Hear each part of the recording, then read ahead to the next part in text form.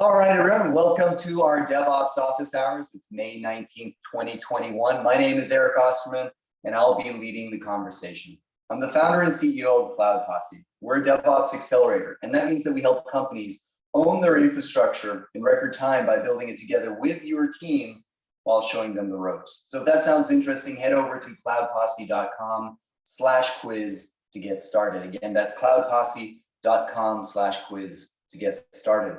For those of you new to the call, the format's very informal. My goal is to get your questions answered. So feel free to unmute yourself at any time if you want to jump in and participate. If you're tuning in from our podcast or YouTube channel, you can register for these live and interactive sessions by heading over to cloudposse.com/officehours. We host these calls every week. We'll automatically post a video recording of this session to our YouTube channel. So if you enjoy this content and want to support it, please hit those like and subscribe buttons. It helps us a great deal. We'll also follow up with an email that you can share with your team. So with that said, let's kick it off. Got a number of announcements. Some of these were inspired by Anton's newsletter. That's pretty cool. So Anton, if you want to post the link to your newsletter in the Office Hours channel or in the Zoom chat so others can subscribe, that'd be cool. One of the things that I thought was good about one of the announcements was basically this one on the Terraform plan remote execution. This is my complaint with Atlantis for years, and it was never addressed. I don't even think to this day. We opened a pull request for it like 2 years ago. And the problem is that in Terraform, even a plan can do absolutely anything you want it to, because a plan can call a Terraform provider and anyone can write a Terraform provider. And it used to be hard to call third-party Terraform providers, but not anymore. Now with the Terraform provider registry, it's super trivial for anyone, including Cloud Posse, as we're doing, publishing Terraform providers. So as they go through in this post here, they show just how easy it is to exfiltrate those AWS credentials with a nefarious provider. So how do you get around this? Well, I guess you prevent the usage of unvetted providers. But off the top of my head, I don't know how one can do that. There should be a dot file or something in Terraform that specifies which providers you accept, and that any provider not in that file will. Yeah, but then even in pull requests, it wouldn't help. So I don't know. What is the fix for this? Matt, Callum, Anton? Well, I know one fix which can be helpful, and from what I talk to people, they also use it already. So if you work on this on the developer machine, I mean, if you execute Terraform on developer machine, you can use pre-commit hooks to make sure that there is no such code inside of your TF files. Literally using grep by certain regular expression. Of course, it's very bad by all definitions, but this is what I've been using myself. No, it's a really good point. So really what we're talking about is shift left. In the CI pipeline, before you do any Terraform, anything, there needs to be a step that does some static analysis, make sure that everything is what you want it. Does TFSec let you restrict, for example, the providers out of the box? I don't know. I don't think it does. Yeah, but yeah, it's basically a policy-driven approach would be the way to do this. I wonder if Spacelift lets you do that. I wonder if using a lock file probably has some implications here, because if you explicitly have your providers listed that you want to use in your Terraform lock file, and that's committed, and it can't find, well, I guess in theory, it shouldn't be able to then just download an arbitrary provider that you haven't already sort of quote unquote whitelisted by putting it in your lock. And whatever that provider is you whitelisted, you have to be checking against the default branch, name master or whatever.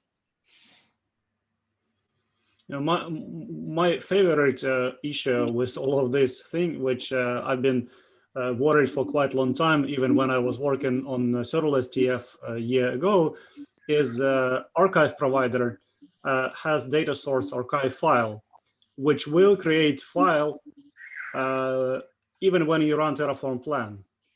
Oh, okay, same So kind of thing. that's exactly when I don't need a file yet. Yeah. All I want to do is just to see plan, and then I will decide whether to make archive, to upload it to Lambda or not. Yeah. So that's why. So where a bad actor could then change the location of where that file is and override some critical thing. Yep.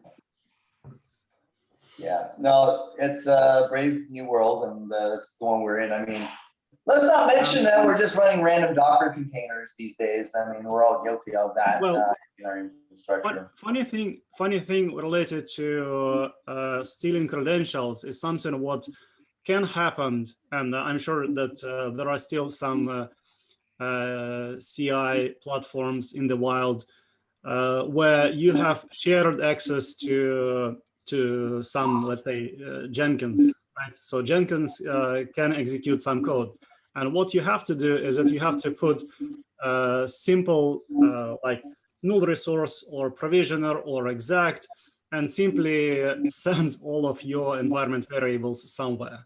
Yeah. This has happened. I mean, this can be abused still in some of CI systems out there right now. Yeah. Oh, I mean, even in Atlantis, that was my biggest pain point with Atlantis. I'll find the issue here, but let's. I think it is also documented somewhere inside of Atlantis that be careful that your credentials can be leaked. So make sure that you execute only from certain people. And yeah, this was the issue I opened up in 2018, and it's it talks about it. All right, next announcement. This was really cool, and to be honest, I got this one also from your newsletter, Anton. So the ability that you can now set tags at the provider level so that when infrastructure is provisioned, these will automatically be populated. Now, Cloud Posse has, our Terraform null label, and we use that religiously everywhere, and that works pretty well to enforce tag conventions. But this is I think this is a complementary thing that I think we're probably going to do. And obviously, since providers belong in your root modules, what we call components, this is probably best practice then to start populating these. And I assume they support interpolations.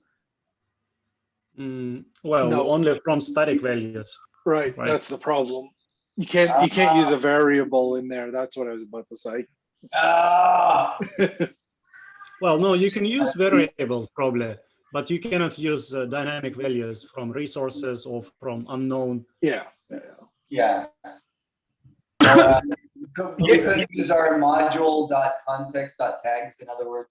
Right. No, yeah. So I'm using variables, but like you have to pass them in as an environment variable, like before your Terraform runs. Yeah. I also was really excited. As soon as it got released, I used it, and then I hit a bug, and it like broke all my stuff. But the ECS service in the GovCloud partition, it tries to add tags to, but in GovCloud you can't tag an ECS service, so it just craps out. Yeah, I guess that'll be another 6 months to a year before it hits GovCloud. One thing which you have to understand is that now when you have tags inside of default tags inside of provider, you will have to do some changes inside of your resources tags as well. Otherwise, it will always be infinite loop.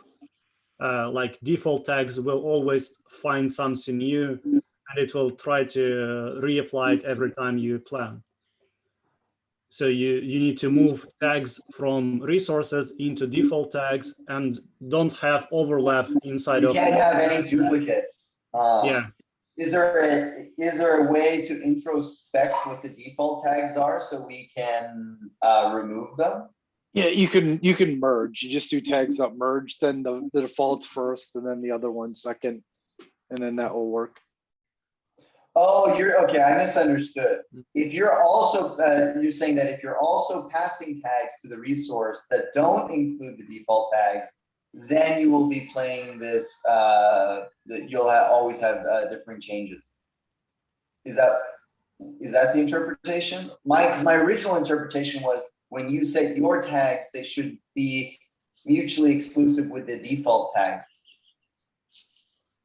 No, the problem will be that if you specify one key inside of default tags and inside of resource tag itself, then it will be infinite loop. So every time Terraform apply will tell that, hey, I need to apply it, and it will apply the same changes all over. I think that's why I was suggesting if you use a merge, it will handle that scenario, and you just list the defaults as the first key in your merge, and then the override tags is the second key.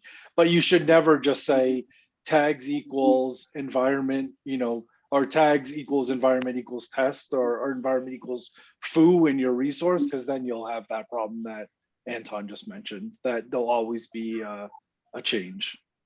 Yeah, so like this example, they have name only inside of resources, which is correct. But if they would put name tag into default tags, then it would be always trying to use that tag, and it will just conflict every time. What if I had exactly project test and I put project test here, exactly the same? Or would that also do it, or that wouldn't be a problem? Exactly is allowed. Okay. Yeah, that makes sense then to me. I got you. Okay. But as a best practice, if you're using default tags, you should always use merge, basically, and then you won't run into any wacky problems. And can you access provider.default tags as a property? Yeah, I think. Well, I don't think so, because it's so early on. It should, yeah. No, I think I saw that actually. But I'm quite sure that we have to wait for a few months at least for everything around tags to be settled, because now we have issues, as someone mentioned, with GovCloud. I'm sure there are also other resources which are not well supported, and yeah, it's always like that. All right, well, that's cool. The next announcement I saw it posted in a few places is this app runner release, which is probably Amazon's response to Google Cloud Run, attempting to make it trivial to deploy a containerized service, among other things, in a serverless kind of fashion. I have to say, I'm not holding my breath. Amazon stuff never seems just that easy to me. I think that was kind of the hope with Fargate, and anybody who's worked with Fargate, it's very expressive in order to deploy anything with Terraform and Fargate. Container runtimes and Lambda is still not trivial. What have they done to make this absolutely trivial? I don't know. It's supposed to manage the load balancer connection, auto scaling, cool. Anybody kick the tires? Is this truly that easy? Well, it's so funny. If you look into this issue, so this issue or this service already have a public roadmap, and issue number 1 is already, I think, about 150 upvotes. And the issue is, hey, I want to use service deployed in private subnet. So it's not supported. Oh my God. Yes, so there are a lot of things which are not supported yet. And we had discussion with AWS Heroes earlier today, and pretty much none of us understand why we need this, or when do we need this. Because Fargate is inside, it is pretty much official information. And as you say. To me, it's that they have a service complementary named Run something, so that they can say they have an analogous service to Google Cloud Run. That's my. And don't forget New Shiny. I think that they don't support to use your own certificate. So if you want to create a CNAME to point the endpoint to your domain, you are going to have issues with the certificate, the SSL certificate. So is the idea that you have to put something like CloudFront in front of it, or? I don't think that's supported yet. Well, same as with API gateways or Amplify. Every time when you want to do a little bit more than they planned, you need to implement it yourself, pretty much. So back to the Pareto principle, the 80-20. Yeah. Spend 80% more effort than trying to do that small incremental 20% improvement. All right, well, that was interesting. If anybody ends up kicking the tires on that, please speak up one of these office hours. It'd be cool to hear. I thought this one was kind of funny. These security researchers have been, combing over the various ransomware software, and there's basically a implicit pact amongst ransomware peddlers that, hey, don't attack other Eastern European countries because we don't want to incur the wrath of the government or control or things like that. So the simple thing that they do is they check for the input language on the keyboard, and if it's Cyrillic or if it's Russian or some of the other languages there, Armenian, it won't execute the payload. So one way to get around some of these ransomware attacks, if you're in a pinch, is change the input format on the keyboard. I wonder how much longer that'll be the case. Anybody following this whole Colonial Pipeline ransomware hack? Took out the pipeline. Actually, they didn't take out the pipeline. It took out their accounting system. So the pipeline was fine and unaffected. They were afraid they weren't going to be able to bill for it, and that's apparently why they shut down the entire system. And ultimately, the $4 million ransom was paid. I mean, or was it $5 million? Other announcements. 4.4. 4.4. Wait, is that on today's Bitcoin dollar or yesterday's Bitcoin dollar? I don't know. And Dependabot, after like 2 years, or I don't know, feels like it, finally has come out with HCL2 support,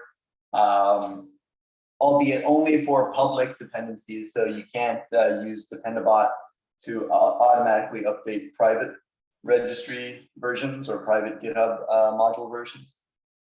For those of you not using Dependabot yet, Dependabot was a small third-party startup. They were acquired by GitHub. Seems like the founder is actually still around and at GitHub because he's personally responding to a lot of these GitHub issues.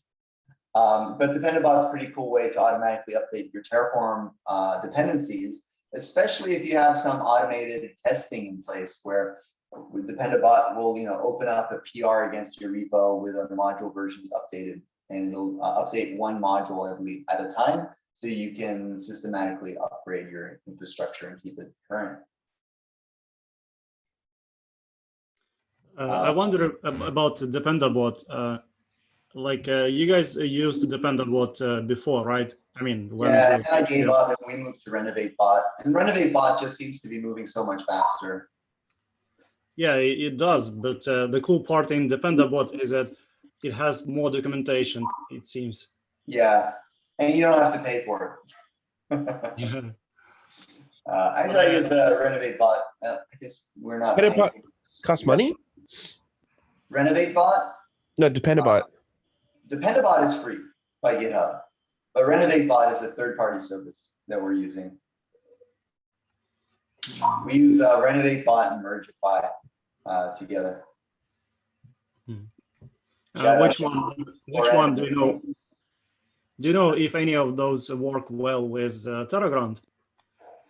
Don't know, but somebody just posted that Renovate bot now supports Terragrant as of very recently.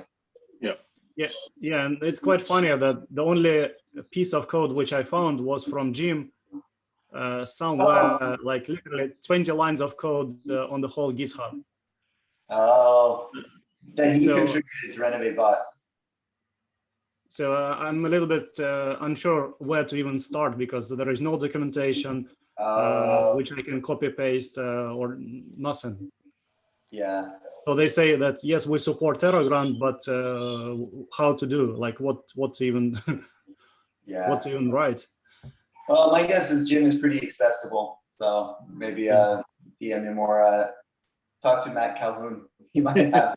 I was wondering if the other there's Dependabot, not what's the other one? A Renovate bot. If Renovate bot does the same thing as npm audit for node modules, Dependabot doesn't do that. So what happened is Dude, I'm not familiar. you have a so what happens is you have a dependency list and one of those modules might have a security vulnerability or something like that. So they'll get flagged. But what if that module is fine or something like that, but it has a dependency which has a security flag? Dependabot won't find that. But if you do an npm audit, it will go through and spider through all the dependencies of the dependencies of the dependencies and flag all the dependencies down under that might have a security vulnerability. Highly doubt that. Also, I don't know of any vendor maintaining a list of like bad Terraform modules and versions and SHAs and stuff like that. Anybody know about that? Any vendor doing that? Yeah. I mean, it's quite funny that you mentioned this thing.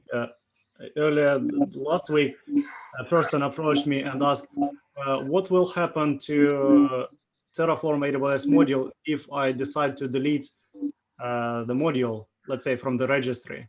And it was 60% of Terraformers will go up and yeah, and I said I have no clue what's going to happen, but if I would be HashiCorp, I would probably implement at least some sort of cache mechanism somewhere. seriously.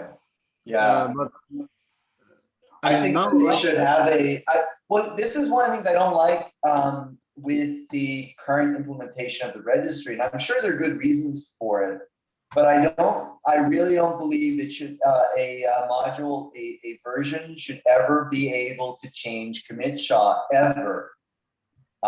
So we can use versions for pinning and trust that it's not going to change from underneath us. yeah, but it still doesn't prevent you from deleting the whole organization or repository. Yeah, no, exactly. I mean, this was just, well, okay, it's similar in the sense that I think that we'd have to cache the version that was there. But two is that, yeah, I think that there should be a permanent record of every module that they keep in the registry. And we can put our trust into HashiCorp at least instead of every. That actually makes a lot of sense. I'm wondering too if by not doing that, if there'll be a violation of different like SOX compliance or whatever by using that registry instead of a private registry, because if the SHAs can change, then that means someone can inject something that's insecure with the new SHA for the same version. Yeah. We are coming to the same problem which we had with providers, and now we have Terraform lock for providers. At some point, we will have the same Terraform module.log. I think it is planned though. I think they just haven't come to it yet. Well, for last 2 or 3 years at least. Yeah. It was Well, planned. okay, yeah, I give them benefit of the doubt. The log file finally did come out for providers. Hopefully they'll augment that Yeah, sure. before 1.0. But what was that? Yeah, as part of this, what I was saying, this is the other thing that gives me the EBGBs about GitHub Actions. And GitHub Actions have the same problem. And I just wish that I wish there was a way that you can trust tags and trust versions without having to use. I mean, you can if you Use the SHA. yeah, I was gonna say go look up what the SHA is for the version and then use that in your in your modules, in Yeah. your specification for it. Yeah, and then it's just like, well, let's just give up on Semver. Yeah, it was nice knowing you, Semver. Well, the problem is that they make, until GitHub makes tags immutable, like no one that depends on GitHub is going to be able to fix this problem. Yeah, well, or yeah. That's the problem, right? Because all they're doing under the hood is calling GitHub and saying, give me the code that exists at this tag, and that tag is mutable at that point, and that's the problem. Yeah. But It'd be nice if that was an organization opt-in feature.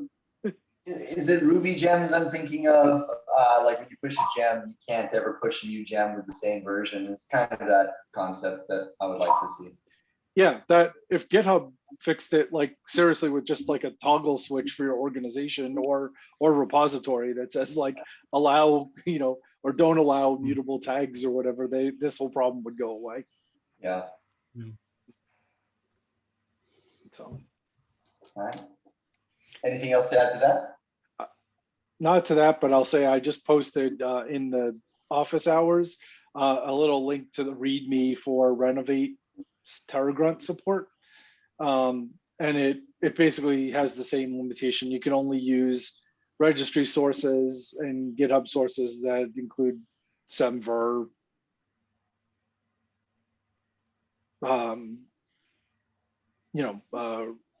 You can't use custom versioning config, I guess is what it comes down to. So Yeah. All right, and then let's see, we covered pretty much everything. I did want to shout out to this one. I think we're going to talk internally at Cloud Posse. I think we're going to maybe look at coming up with our own like AWS utils provider where we can add all these escape hatches that we need because we're constantly blocked by things in the AWS provider. But one of the things, we're going through compliance right now with a few companies, and we need to sometimes disable some of the standards, like requiring hardware MFA when we use virtual by design. But there's no way to do that in Terraform right now. So there's a resource for it. It's been around here for like 2 years, or no, like 1 year. But no love yet from HashiCorp on it, and not optimistic about it getting incorporated. So we'd love, love your upvotes on this issue. If it helps, there's already 41. Let's see if we can double that number. So 41 means approximately second page, right? Second page? Yeah, second page in the priority. Yeah, or second, I don't know. Honestly, I bet it's not even second. I bet it's like, 22nd page. I bet there's so many issues. I don't know how many issues they have. Of 572. Yeah, I bet it's no, that's 572 pull requests. They have 3,000 issues. Yeah, I was looking at the wrong one. Exactly. Of 3,000 issues. All right. Yeah. And I have to leave. It was good to see you all. And thanks, Anton. Thanks for stopping by. See you around. see you around. And yeah, sorry, go ahead. Yeah, go on. No, go. I was gonna say I had a couple of other announcements of things that I found that I thought was interesting before you do that one. So I saw that today, actually, I think that they released the new load balancer controller 2.2 for EKS. And it has a whole bunch of neat new features in it. Does it allow you to use an external load balancer vision with Terraform? It doesn't, but it really hoping for. It doesn't, but it has some better. It says that it has some better performance for security. So I'm assuming that it's easier to opt into WAF and some of the other things that that we would want to do that. Oh no, it doesn't do that. Sorry, not the external one. But it does support instance mode targeting for NLBs now, which is kind of cool. So okay, that's good. Yeah, that's still helpful for us. Yeah, yes, and allow you to select the load balancer by tag, because that's what we really wanted. So we can just provision it by Terraform. I know there's a feature request for it. They were gonna. Well, it does now say that you have it does now support externally managed AWS tags, so you can add extra tags onto that through the there as well, so that you can select them. Yeah, still not probably. Not quite there yet, but I know they've. What I want to do is Terraform the load balancer with the S3 bucket for access logs, and tie it in with WAF and do enable the what do you call it, the what's the DDoS product? I'm drawing a blank. Shield, enable shield automatically. Yeah, all I that couldn't think stuff. of it. Yeah, I hear you.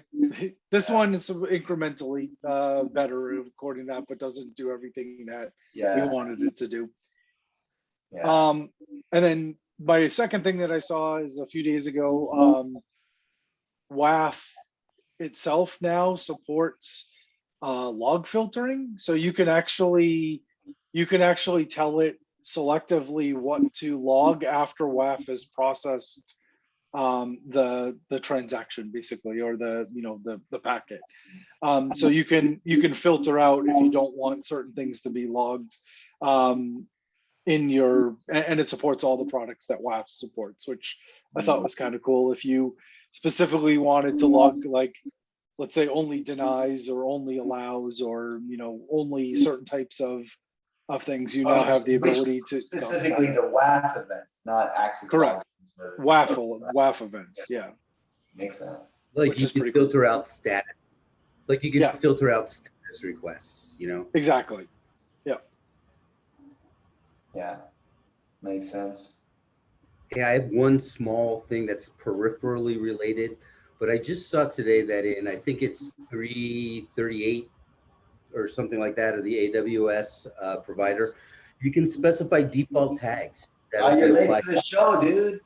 You're late. Sorry, man. My connection was bad. I had to drop off a couple times. Okay, yeah, we talked at length about that earlier, but yeah, thanks for me. bringing it up either way.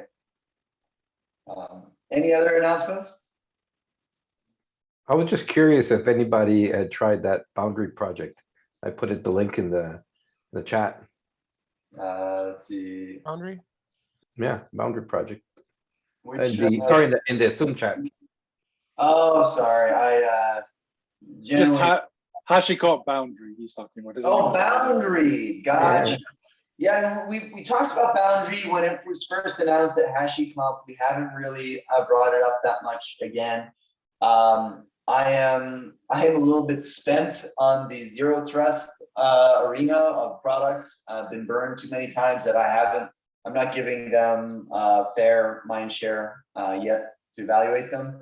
Product looks cool, haven't evaluated it. Anyone else really kicking the tires yet on boundary?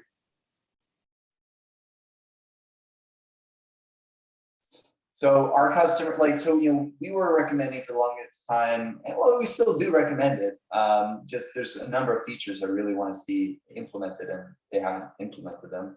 For gravitational teleport, it's a little bit complicated to deploy, which I don't like.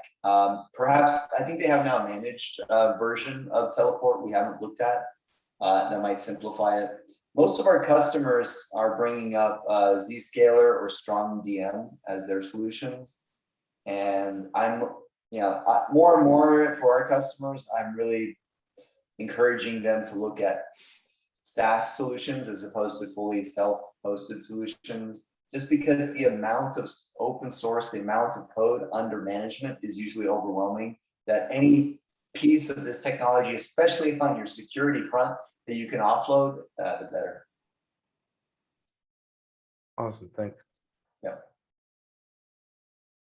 But I am curious, no one on the call kicked the tires on boundary? I tinkered with it, but I haven't really used it yet. Yeah. I'm mostly curious as how easy it is to deploy. On Linux, it was like, as a, say, a desktop user, it was fairly complicated. And it's because like on Windows and Mac, they're kind of spoiled because there's like a key management system under the hood. Whereas in Linux, it's like KDE versus GNOME versus something else. And so it gets and these aren't very well documented, unfortunately. Yeah. That from Arch Linux has some of the best docs around that area, but it just, you're kind of on your own in the But that's the reason to run Linux on the desktop, right? Yeah, It's like HashiCorp projects. instructions aren't, oh, they leave a lot out, you know, typically. Yeah. Yeah. I gave up on Linux on the desktop for many of these reasons, and I haven't looked back. But Yeah. I gave up a long time ago. Well, it keeps coming back because, you know, Windows and Mac seem to find ways to shoot themselves in the foot. So like underpowered Macs and buggy Windows. So It is making a comeback again. I feel like for a few years there, I wasn't hearing it too much now, but now I see a lot of developers again running it again on their desktop. So. well, yeah, when Apple cuts corners on their hardware, so you know, that's, I don't know how well known that is, but that's why you know, people look at Linux and beefier machines. Yeah, there's some big limitations there. All right, so the last announcement that I had was just a reminder that I do have one more. Sorry. EKS supports Kubernetes 1.20 now in the images by default. Nice. What was the last thing by default? I said the EKS images now support Kubernetes 1.20 as the, you know, by default. Basically, if you launch a new cluster, that's the last version. Yeah. So that was it. Did you see if what was the upgrade path smooth or? It looked pretty simple. I know in the I only did it in the console. And in the console, you literally could just say like update, and it updated. It worked pretty smoothly. I didn't have any problems, but I also went from like a fairly recent version to 1.20, so I didn't try anything old. And you're using the node groups, right? Yeah. Yeah, that makes sense. So it looks like the one thing we need is now something like Dependabot or Renovate bot that can help us bump Kubernetes versions, so we stay on top of that. That'd be cool. All right. Well, finally, I get to my announcement then. Unless there, no, wait. Anybody else have any other announcements? Cool things happening in the industry? DevOps, AWS, Google Cloud, whatever related.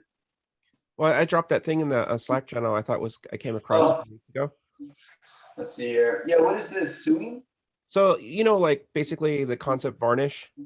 Yeah. So this is basically like an open source varnish like caching system that you could sit in front of Traefik, Caddy, Nginx, Apache, and other stuff. And why would we go with like the number of reverse proxies I'm overflowing with in my head? Why do we need another one? Well, one, this is free and open source. Yeah, but I mean, Varnish is open source and free, no? And so is Squid, and so is Nginx, and Well, this also works in conjunction with, like, let's say if you like Traefik and that's your thing you want, this will work in conjunction with that. So it just has, I guess, tighter integration loop then rather than a separate server platform. okay. So yeah, if anything, there's trade-offs. I mean, you know, Yeah. like someone might like HA proxy, someone might like Nginx, someone may like Caddy or Traefik. Mm-hmm. All right, so yet another alternative here. Yeah. Looks like it's in Go, which is nice, and been around for, wow, up to 2 years, looks like, but really most development. And some of the other things like Squid you mentioned, I don't know like the current status of those, but I remember a lot of these platforms, they didn't upgrade to latest type of protocols like HTTP2 and gRPC unless you paid for like an enterprise version or something like that. Does this one support gRPC? Yes, as far as I understand. So yeah, we've been bit by that before. Cool. So a lot of them, when you get into that, you know, like especially microservices these days, everything's like protobuf and gRPC, and you get into a nightmare. Trying the Kubernetes to load balance it because and then yeah, that's a whole. At first, when you brought this up, I thought it was going to be a solution for us to sit in front of like a Terraform registry or sit in front of Docker registry or something, so we can have faith in the servers not changing. Basically caching the I think like if you wanted to contribute to something like that, I think Sonatype Nessus would be a good open source project to target, and those folks are really nice and open for that type of thing. That's an interesting idea there. And that would be because if you spearhead it, that you would get buy-in support from the company, and then they will adopt it and support it because that's just how they roll. Versus someone, another company, not to mention, would try to upsell you for 30,000 a pop. Yeah. Okay, Eric, I'm still not going to let you get to your announcement because I found one other cool thing. I'm posting it in the Office Hours channel. If you just open that up now, this is going to sound really weird, but so AWS open source this week and made it general availability, I guess. And it's policy as code. A policy as code engine for CloudFormation, but it can actually run on Terraform land files as well. Nice. Which I thought was pretty interesting.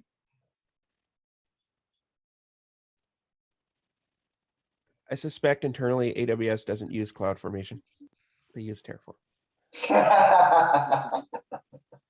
Actually, I guess I'm not supposed to mention, but I was at Twitch and they use Terraform. So, and Twitch is owned by AWS, Amazon. That'd be hilarious. It's like the proverbial expression, friends don't let friends use CloudFormation. Yeah. Yeah,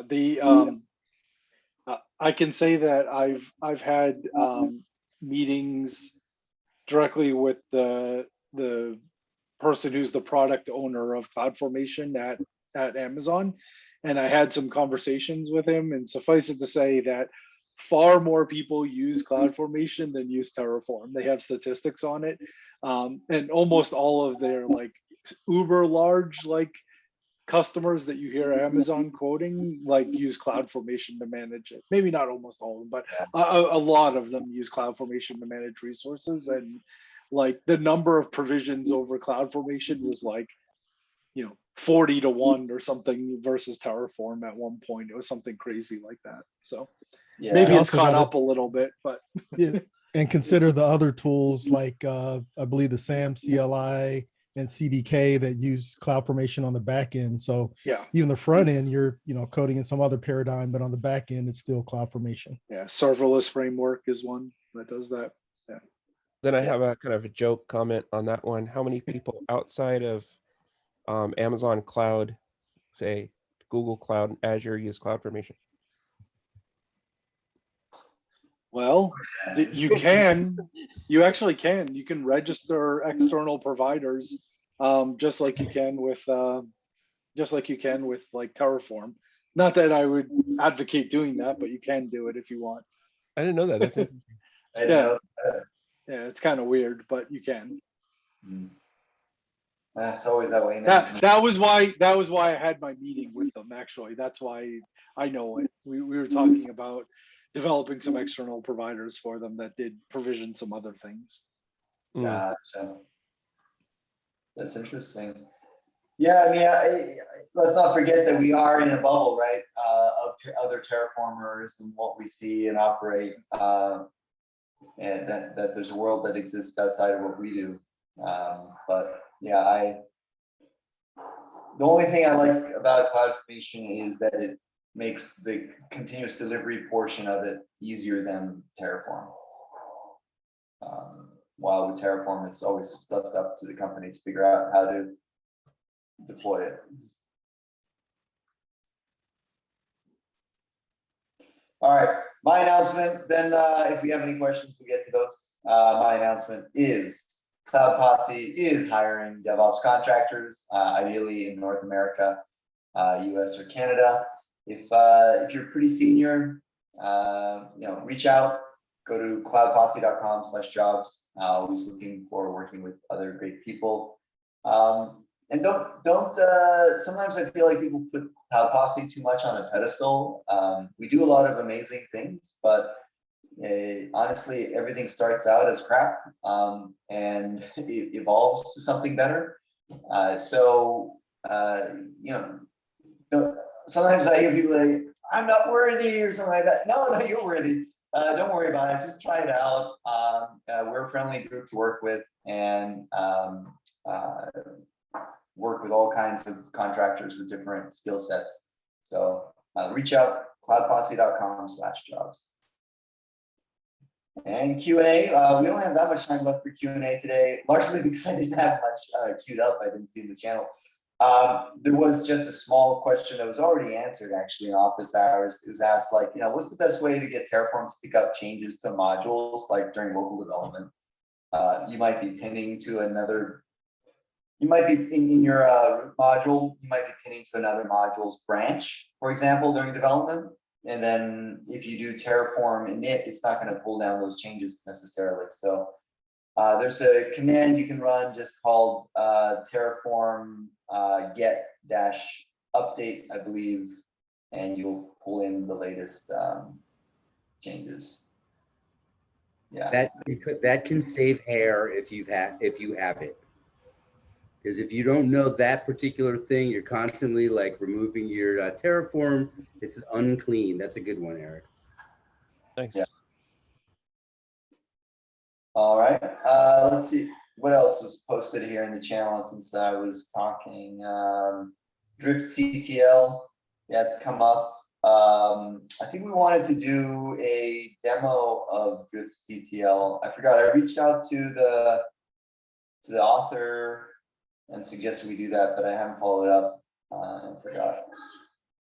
There's someone in the challenge above when I posted it originally that responded, and he's already in the Slack channel, so I think you can probably reach them there. Yep. No, he's in the Slack team already, and he's answered questions from others on it. I know it's undergoing active development. It's pretty cool. So what driftctl is all about, just to bring that up, is you have all this stuff. It's infrastructure as code, but what about all the other resources that are in the AWS account? How do you identify which one of those have coverage inside of your Terraform state file?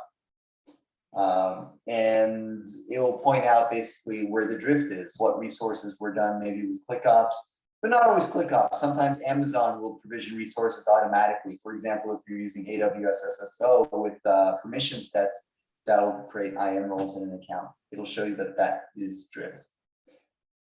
Has anyone given it a shot? I know Mohammed, you did that early on, but had a lot of problems at that time, but that was months and months ago.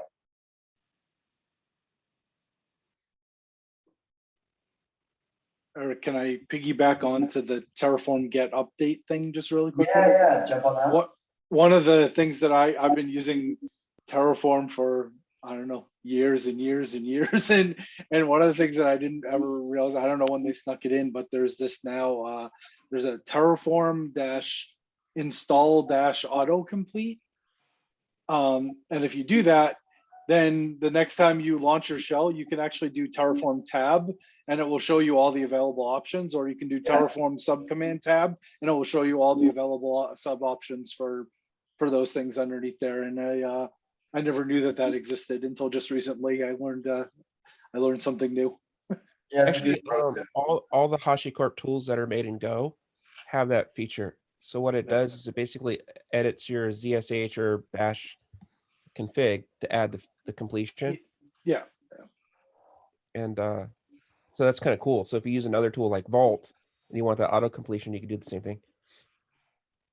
Also, I believe in GDSIC we automatically install all of those. So if you're a GDSIC user, you already have the autocomplete.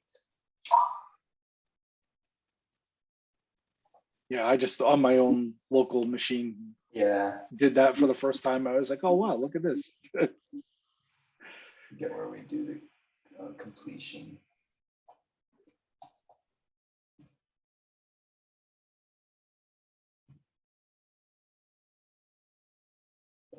I don't know. I know we do it somewhere. Cool. Any other questions for everyone on the call today? That is a small question. So I had an issue like say I went from like Terraform 12.30 or something like that. It's a minor version. I upgraded just a minor version bump because of security. And then I found out like when I do a Terraform apply, it wants to recreate the VPC and EKS, which obviously I can't do that because customers would be unhappy. So I had to revert back to the previous minor version. And I was wondering, is there any way to like upgrade the minor version and not have it want to recreate your infrastructure? Why? Yeah, why would it be trying to recreate your infrastructure? That doesn't make sense. Well, That's so, what it no, does. between certain minor versions, even like of Cloud Posse modules, there can be breaking changes. No, it's not the No, provider, but he's saying Terraform. the Terraform tool itself. To Oh, CLI. shoot. So I Yeah. upgrade a minor version of that, and then suddenly it wants to recreate my infrastructure when I do apply. And if I'm in the regular version, and I haven't updated the state, then it's fine. It sees that those resources are there and it won't try to recreate them.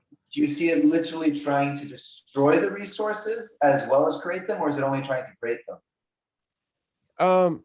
Actually, I think it's only trying to create them. Like it doesn't see. Are you sure that you have remote state set up correctly, or your assumed role to the appropriate account or things like that? Yep, I have it all like automated with like Dirt env to use Terraform Cloud with the state management and the Terraform workspace. But it's been like a few weeks since I did this, but I was just wondering because I talked to one of our SREs and it says, yeah, that's Terraform. I wish they'd fix that. And so I'm like, oh, this sounds really bad that, the CLI. Yeah, we haven't encountered that one specifically yet. I wouldn't put it out of the realm of possible, but I'd Had rather be something wrong. like similar on GCP to the GCP provider at some point. It was because the provider was expecting like some kind of int and it overflowed at some That's- point. So there's like a bit of sometimes the provider updates something and then it's not backward compatible with the root of Terraform. Yeah, it was on GKE, so GCP, so maybe. Yeah, I had this problem on like the load balancer at some point that it wanted to, and it was because like GCP uses internal versions numbers that are really long int, and sometimes like the Terraform provider, especially if like you switch state, yeah, it happened also in the minor update I remember, and it was like this issue was that, so it's not impossible. It was like a missing conversion between a long int and a regular int. Yeah, it makes it quite problematic because we need to bump up our provider versions, Terraform versions, yada yada. So I mean, we want to progressively go forward, but these type of gotchas block, it's a train wreck basically for us because what can we do? We can't take out the VPC. And so I'm thinking of schemes of doing some type of creative tagging just to kind of know what version of Terraform was on that commit point on that region, etc. We should probably open an issue on the Google provider. I would expect it's most likely an issue between the provider and the root code of Terraform. Yeah, and just double check all your steps that you have access to the state bucket and all of those things after you've done your Terraform upgrade. Just because it sounds suspiciously like some sort of a permissions issue or something like that to me. Like in that version, they changed the environment variable name that you have to expose for credentials or something, and now it can't read state. Something along those lines. That it seems like, I don't know. It seems too suspicious to me that would be that big of a change would break between two versions of Terraform there. Two minor versions of Terraform there. Cool. Any final questions here? We're coming up at the end of the hour.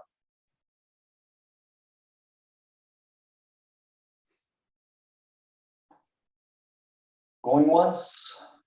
Going twice, going 3 Hi. times, you get a YouTube channel. You can go to youtube.com/c/cloudposse and subscribe, get our past recordings of office hours, catch up in office hours. Head over to also podcast.cloudposse.com if you want to consume these office hours as a podcast. That's another great way to listen. We host these sessions every single week. You can subscribe to the live sessions, the interactive ones. Just go over to cloudposse.com/office hours. Again, that's cloudposse.com/office hours to get be able to participate like everyone else here on the call. We'll host these calls, every week, same time, same place next week. See y'all then. Thank you so much. Very interesting segment today. Bye. All right, cheers.